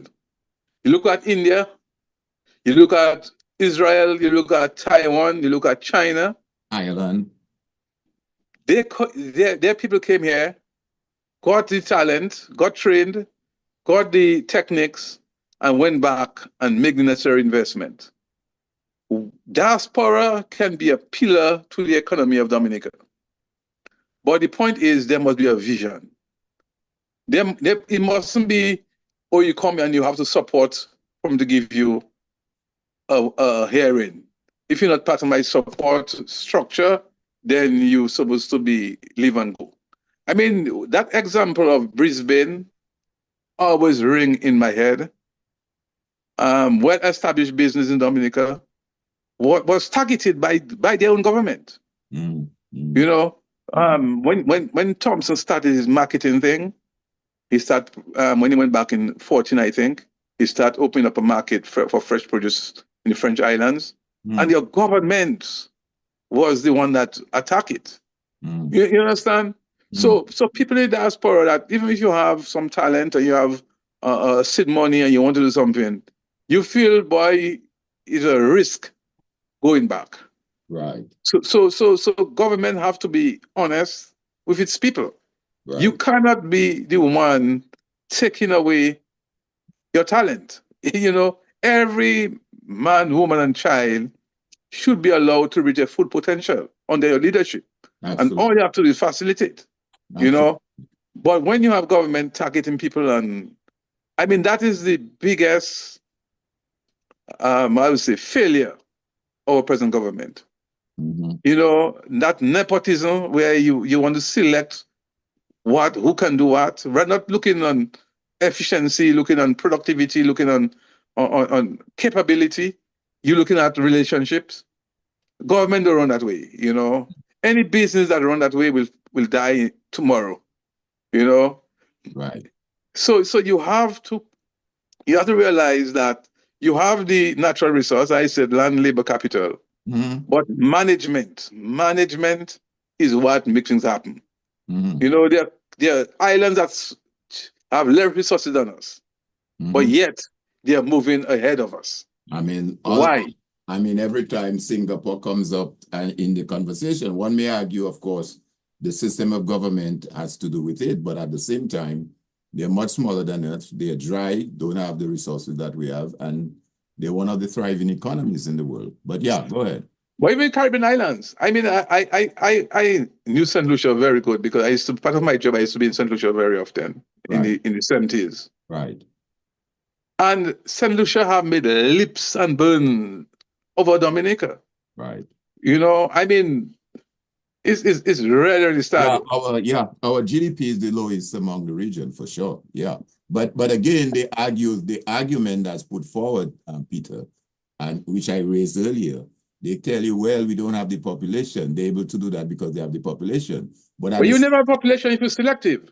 But if you're selective, time, the argument, the argument always put forward that St. Kitts population, I believe, is still below ours. But not even that. If you have a population and you're selective of who should be able to do business or who should get job, or you're going to lose people. Yeah. Because I know. If I do Dominica do anything, I know to be targeted. Right. Not because of what I go and do in Dominica, not because of their perception of me. Right. You know, they perceive, oh, Mr. was in a position. So you have a P, So if I come, they want to make not one of us. You're not one of us. You can't have a government like that. Government, I mean, I was a party rep, and the people who opposed me got more direct help from me than those who supported me. Right. But I see myself representing everybody. Right. And the people who had most problem are the people that didn't support me because they believe in the system that they should get things. Right. And they got more, I mean, more help from me than my own support. Because my supporters, all they want to do is I get elected and do things so I make money. Right. And they go out and make money, you know? Right, right. So let me ask you, we got some more time left on the program. So if you were, because you just made the point that I'm not sure if you would be, as they say it, a prophet being welcome in his own land. Yeah. If you were to advise the current administration, what would be your top 3 recommendation for boosting employment and economic opportunities in Dominica? Take 3. Wow. Give me 3. I know there are a lot more you can give, but what would it have to be a transformation because the governance system and style. So you're talking about governance would be the 1. Governance system has been so rotten that I don't know how they can transform it. I really don't know if I can even let them know anything they can do, really, because they will have to. Because the government, I said, control the economy. Right. Government is not supposed to control the economy. The private sector is supposed to be controlling the economy. Government is supposed to be sitting back and getting their little share from whatever they make in taxes and fees. So governance is 1. So what are the 2 other areas? You can't. You don't want to give them free advice. But what? No, I can give them free advice, but they wouldn't take it because their system. What are the 2 areas? I know agriculture is big on your list for sure. So, yeah, but agriculture, they have to release it. They can't hold agriculture. You can have representative giving fertilizer. You know, how you can grow agriculture that way? Or you can have people in today's day farming and they know what they're planting for. They farm and they're waiting to see if somebody passing by. Right. You know, there's no target production. Right. You can't, as a government now, what is our target crop and how much we expect to produce? So if I hear you clearly, you are saying governance is 1, of course, and then the absence of planning. Policies. Okay. Yeah. And there's no policy. Government to involve in the economic activities of the country. They want to do everything. Whether it's construction, whatever it is. Because I mean, even construction, which you mentioned earlier. I mean, construction is an industry that stimulates the economy. Anywhere you pass and you see houses being built, you see it. It's about 30% of every economy. Exactly. Houses being built, monies across the board. And we know in the days of Egbert Charles and several of the other contractors who companies who work in Dominica. Now, all of these are non-Dominicans. All the apartments they're boasting that they built, all the grammar school, we had this disaster with the roof collapse. All of my school. Foreign entities. Your school, my school. Your alma mater. Foreign entities. So you don't have the local contractors having an opportunity to even do something. And if you look at, for example, again, going back to the young people, the Social Security building was built by Dominicans. The National Bank, the Aid Bank, government headquarters. I mean, you can name so many buildings. Grammar school, the old grammar school before, the Goodwill Turner School, the Cassibrook Secondary School, the Government School, Granby.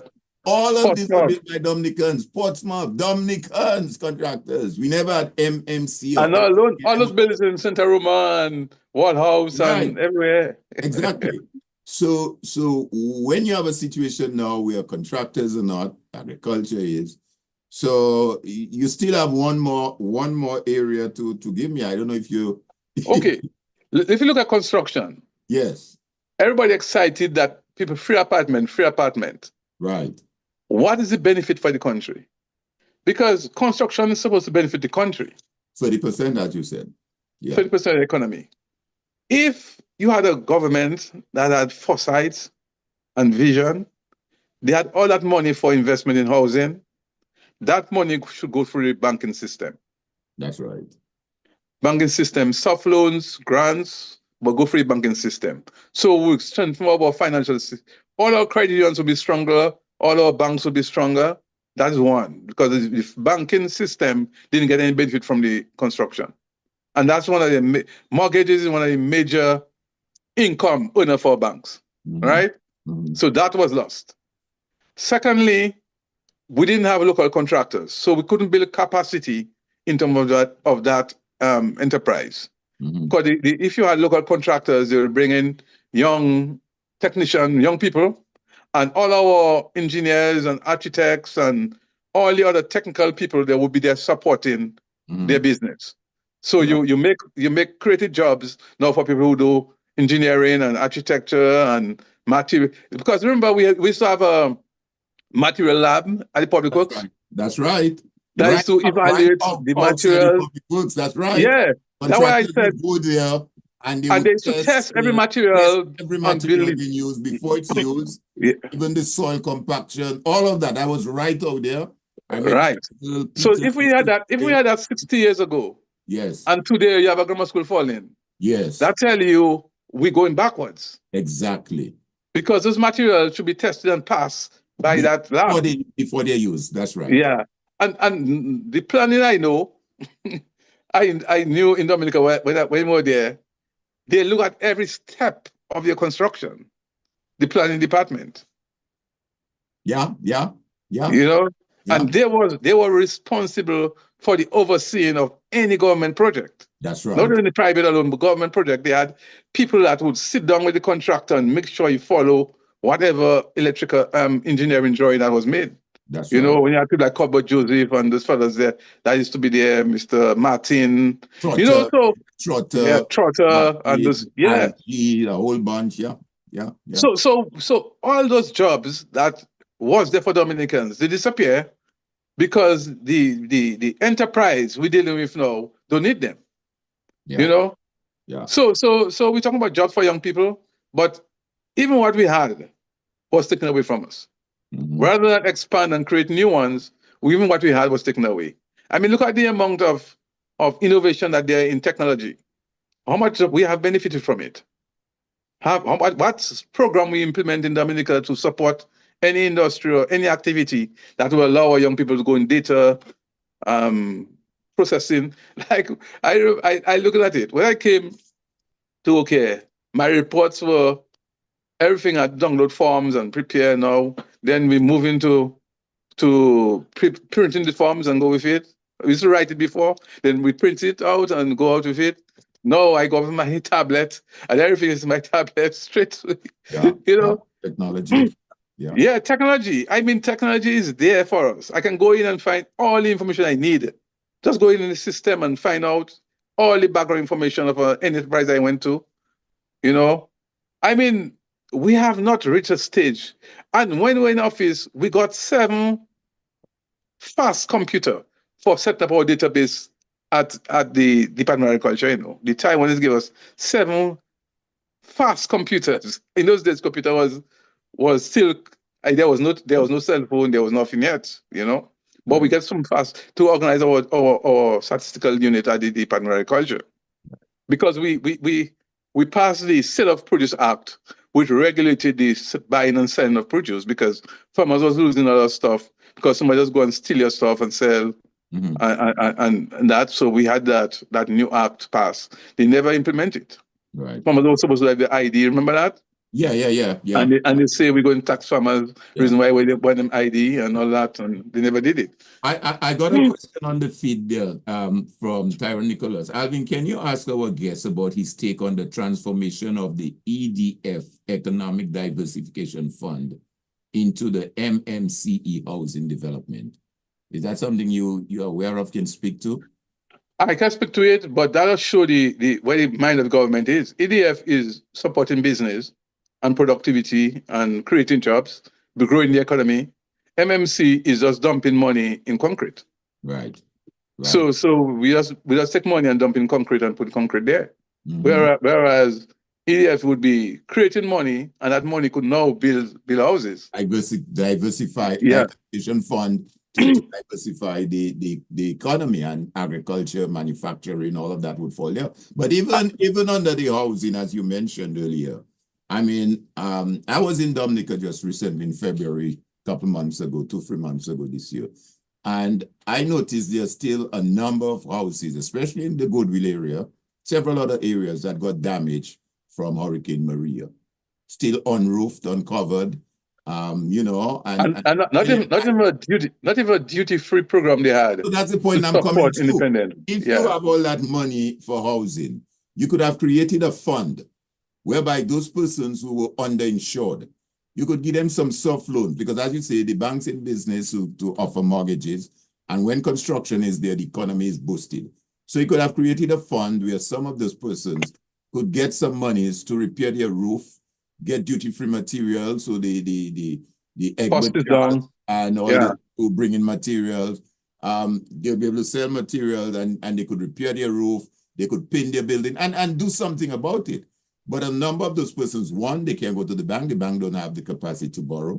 And you take all these monies and you say you dump it in apartments. And you have now some of your areas, like your Goodwill area, your Castle Comfort, and your various other areas around. I changing the culture of the country. I mean, the greatest achievement for every man is building a house in their life. Yeah. If you take away from somebody, there's no reason for him to go look for jobs, you know. Right. Right. Because that's your greatest goal in life, is to buy a house, or build a house. Family, yeah. Yes. Yeah. You know? The family. So we got maybe another 14, 13 Okay, minutes. let me say something about livestock, because go ahead. we were trying to have, we had a livestock development program. Okay. That was being implemented. Okay. We built a modern pig breeding. I remember that's in 4 years, eh? People don't realize that they have to compare the 25 years of labor with the 4 years of UWP. We built a pig breeding unit in the heights of Salisbury. Mm-hmm. And that was a modern building. We had equipment in Jimit ready to build a feed mixing plant. I talk about that feed mixing plant because that's the most important ingredient for development of any livestock enterprise. Because livestock, maybe 70% of your cost is feed. Right. So if you can reduce on the cost of feed, then you can become more efficient in competing with imported meat. Right, right. Now, let me tell you what we did. We got the mixing unit at Jimit. But to import the ingredients for mixing, because of the size, the package they sell will be too much for Dominica. So the Minister of Agriculture from St. Lucia and myself was cooperating with the minister from Trinidad, so that when they get let's say a 40-foot container, we could get part of it to come to St. Lucia, come to Dominica. So that was our plan. Right. And we would use local material to add to it to make our feed cheaper. Now, if we have a livestock feed in Dominica, then it's come so much cheaper to grow chicken, grow pork, grow like goats and sheep. Yeah. And cattle. So that was our plan. Now, we had not an abattoir, as the government said they had. We had a meat processing plant. The plan was our processing plant. The processing plant would have killing, slaughtering. It would have storage, refrigeration, and whatever. It would have for smoking, like you could make your ham or smoke meat and whatever. So there was a processing plant. The plan, that was the plan. And we were going to do the livestock station that was in Stock Farm. Remember that was a traditional livestock station was. We're going to move it in the heights of Mount Prosper. Yes. So Mount Prosper has some land up there. We're going to move there and do the livestock station there. What they did, the money they met, they take it and they push it, throw it down in Londonderry to the livestock breeding unit. And now I think it's closed because they own nothing in it. After the hurricane, they never did anything about it. The hurricane, the roof and all the equipment stayed there and deteriorated. Yeah. So I mean, there's so much that we could do in Dominica, to sustain, at least sustain our industry, our economy. We have to grow our economy because as you get modernized, you have to make more money. Right. But at least to make what, if we could go back to what we had, Dominica will still be in oil, you know. What we met in 2000, if you can go to that economy, no, Dominicans will be happy. Because a man who kills cattle and can sell the meat. No, a man kill a cattle, he can sell the meat. A man catch fish, he can sell it. You know, Right. civil servant salary have not moved by more than 10, maybe 10% for the last 20 years. You know? Yeah. Maybe less than 10%, you know? Yeah. So really, unless you have a growing economy, you can't keep your people. People will go where the economy flourishing, you know? Right. Right. And Dominica can do it. I mean, we can do it, or people hardworking, or people intelligent. And that's your main resource, your people. But you have to motivate them. You have to give them the freedom to think.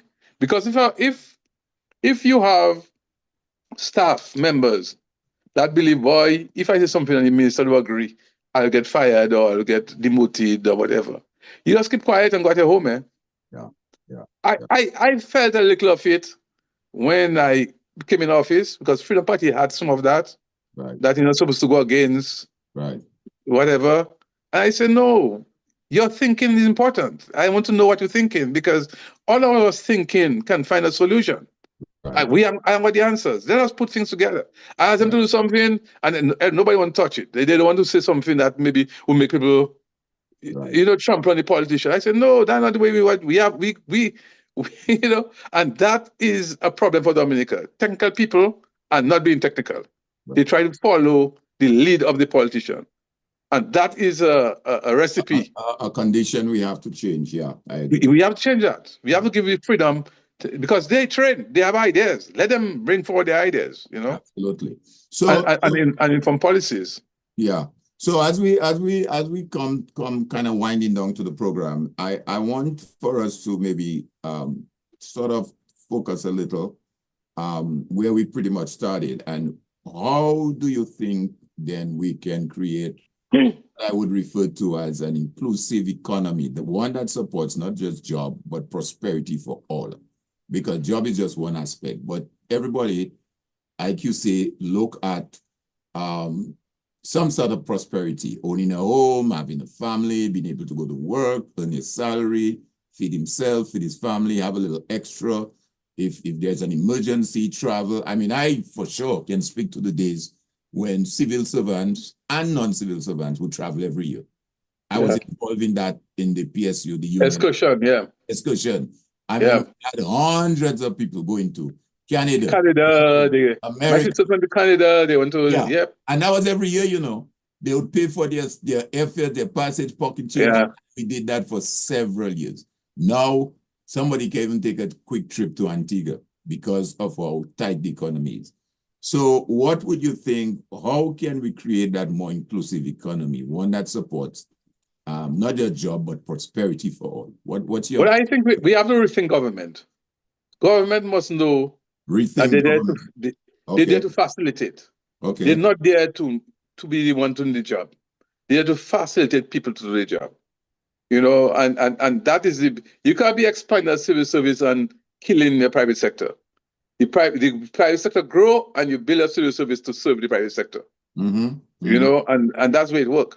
Because your education system is there to prepare your people to be more productive. Right. That's why you educate them. You educate them, give them knowledge, give them the skill, the talent, they can go out there and be more productive. But you have nothing to produce. Why you have education? Right. Your health system is that keep your people healthy, that they continue working. Right. Okay? Your legal system is there to make sure there's order that people can get around.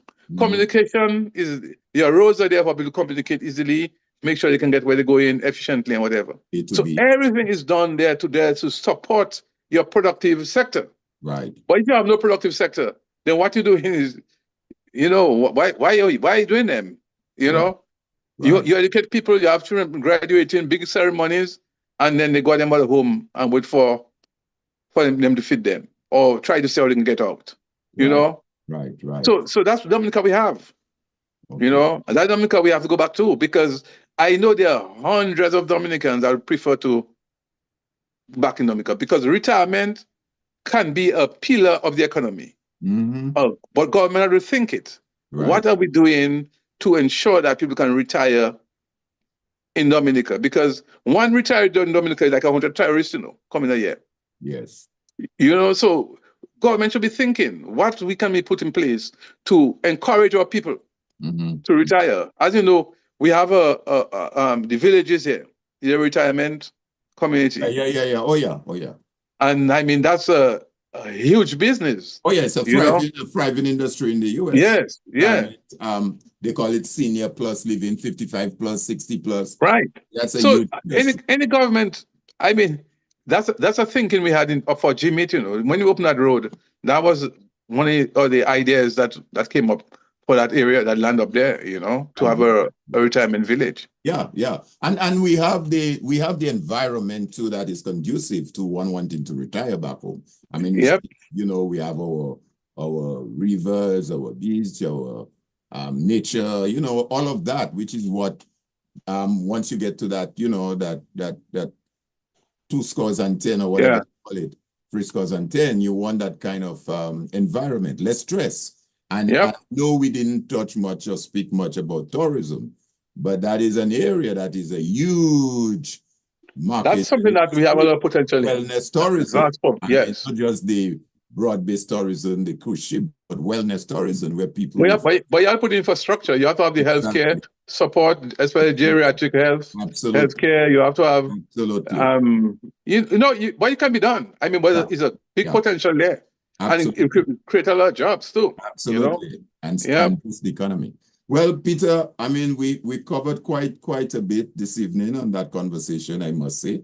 You've shared light on a number of areas that I'm sure some of us were not aware of, some of the persons on the feed. I mean, you talk about the fisheries, the livestock, the young farmers training development program, the coconut water program, I mean, you touch so many areas that and there's so much more that we can do. I mean, and since I'm here, there's so much more I have experienced that I can share into that. Yes. And so finally, as we close, I just want you to what gives you hope then about Dominica's economic future? Let's end on a hope or some positive note. My greatest hope is leadership of Thompson Fountain and his team. Okay. I've been hearing him, I've been listening to him, and his focus. Civic Vibes will send you a bill, play to. But I mean, Dominicans have to take a chance. If what we have not working, and this guy come and you can see his focus. He's not focused on anybody. I agree. He's not going to attack anybody. To change what we're doing. He can see his focus is by the economy, how we can transform things to make life better for people. And given his experience, his working experience, his training, I believe he can make a difference. Start the process of the rethinking of Dominicans that, look, we can do it. Together. We don't have to wait. Together. Yeah, we don't have to wait. Because from the time this government came in office, they start talking about as if somebody must do things for us. Yeah. It was Chavez, then it was Libya, then it was China, then everybody else but Dominicans. And Dominicans did it for ourselves. We did it for years. Things was hard and we did it for ourselves. Yeah. And yet we come and we figure everybody else must come and do for us, and we just stay there like a stepchild, we getting crumbs, Yeah. We can do things, So we need a leader that will come and light up our people, man. Light up and get the fire burning on our people. Let us go out and create and produce and be what Dominica made us for, Yeah, it starts at the top. I agree. It starts at the top. Yeah. And that's what it takes. So again, and my message to the people up here, the people who sustain the government in office are the people that would never plan to go back. The people who want to go back, they go in and impose a government down there. I never go back and vote because I don't live there for a while. Right. When I decide to go back, I'll vote when I go back. I don't really want to go and decide on government for anybody.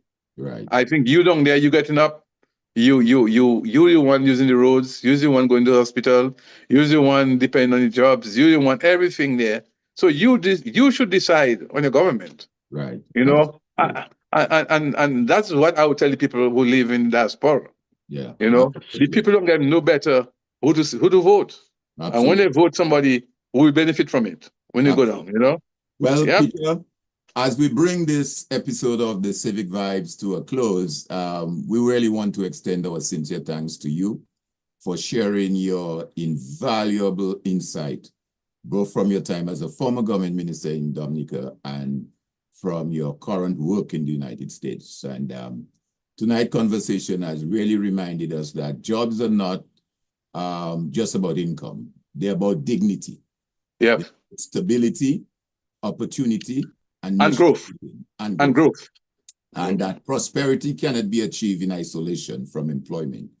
And as we have, heard, the health of our economy is reflected in how well it serves its people, especially the most vulnerable. And whether through targeted investment, strategic planning, or inclusive policies, the path to sustainable prosperity in Dominica lies in really unlocking the full potential of its workforce, both at home and abroad. To our listeners and viewers, I want to say thank you again for being a part of the conversation, Civic Vibes conversation. We encourage you to continue this conversation in your communities and to play your part in building a resilient and prosperous Dominica. That's the goal of Civic Vibes, to continue the dialogue, to encourage the dialogue in the community. And therefore, I just want to say thank you again. Until next time, I ask we all stay informed, stay engaged, and stay committed to the process. So, Peter, thanks again. Thank you. Really thank you very much, Alvin, and thank to Lofty for keeping that program going. Yeah. It's educational. It's not political. Yes. It's educational. It's helping our people to realize their full potential, which is what we should do. We should all do. Right. Right. Yep. So, thanks again, Peter. Great conversation. And at the end of the day, we all will not agree on everything. We all, I shared a quote this morning, which maybe I would want to, normally in the morning when I have some time, I normally share some quotes, daily quotes. And today's quote that I shared with a group that I'm part of, several groups. The issue is not whether I agree with someone, but rather how I treat someone with whom I profoundly disagree. And that's something we have to learn in Dominica. We are all to use the weapons of grace, which means treating even our opponents with love and respect. Well, that's our Christian creed. Love your enemies. Yeah. Our Christian creed is love your enemies. Yeah. So there are different points of view expressed across the spectrum, but at the end of the day, we have to really learn to respect each other, work together, and help build for the common good. For the common good, build a better Dominica. Yep. So, Peter, thanks again, man. I really enjoyed the conversation, and we hope to see you back again on the program where you could share some of your experience. Well, I have been I'm so disappointed that sometimes I just tune off. Yeah, I know. Because that's the human part of it. Yeah, unless there is hope. I said those last few days, I kind of started thinking again because I saw a new voice. New voice come. Yeah. We've kind of I believe we'll give people hope, Yeah. Not the back and forth and thing. You come out and you're presenting something that people can look forward to, What difference can you make? How can you help the lives of people? Yes. I think that's what we have to do it together. We have to be all inclusive. It's not versus us and they and them and that type of thing. So, right. Yeah. We are together. Thanks, Peter. We'll bring you back. Some of the areas you identify, I would like for us to expand on it a little more. For example, that young farmer training development program is something I would like for us to explore a little more. I particularly I'm really passionate about our young people in Dominica and where they're going and what's happening. Well, the weakness about the NEP is there's no skill transfer. Yeah. There's no promotion. So you work there day in, day out, and you go at your home. But as a person, you are not developed. Yeah. You know? So that's the weakness. So one of the persons on the feed says, "Don't lose hope, Mr. Carbon. Forward we go, everybody together." So you have some hope coming there with that. Together we can make it happen.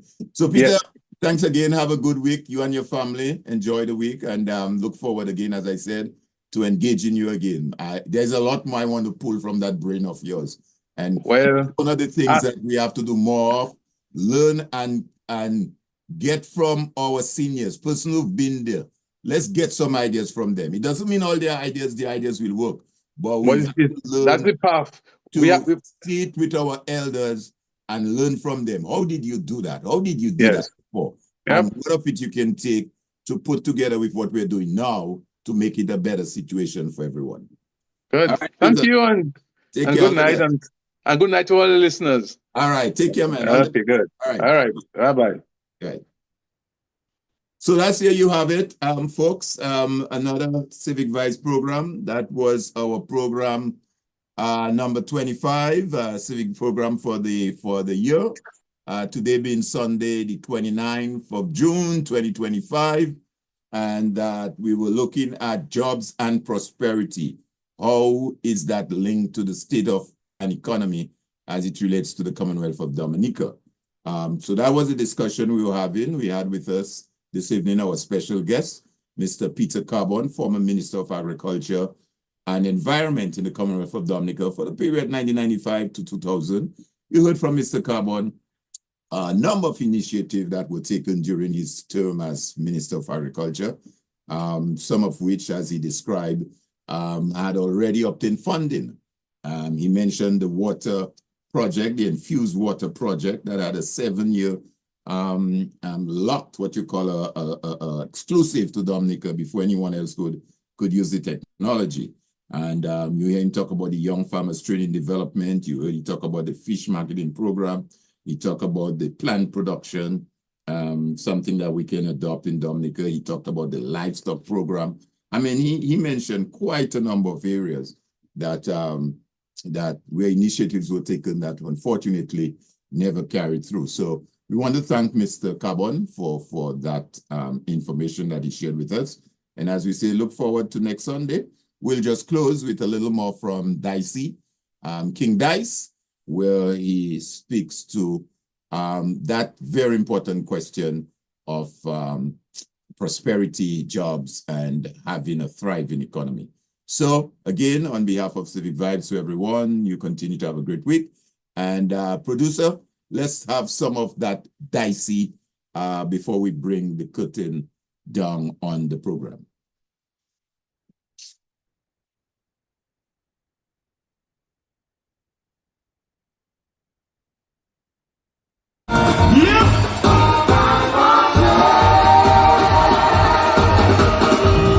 Change is a phenomenon, comes with the rising sun. If you don't ride that wave is gonna ride all over you. And leaders should pay attention to this fundamental principle. It's only the truth that always remains unchanged. If you live by example, you can change the people. If not, people will change and stop following you. There's always another aspiring leader waiting to take over. And sooner or later, I see change coming for sure.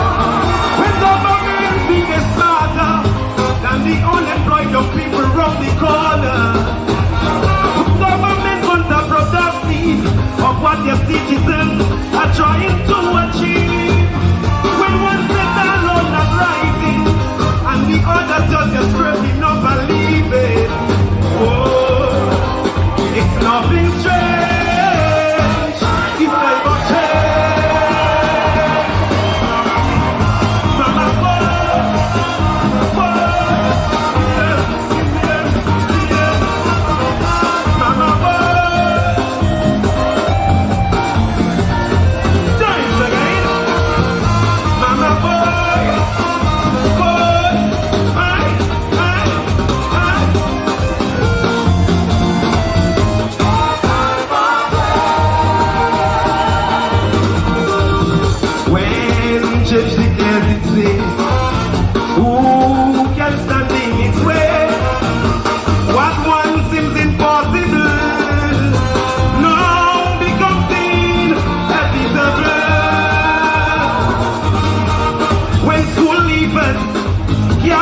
world and citizens are losing hope.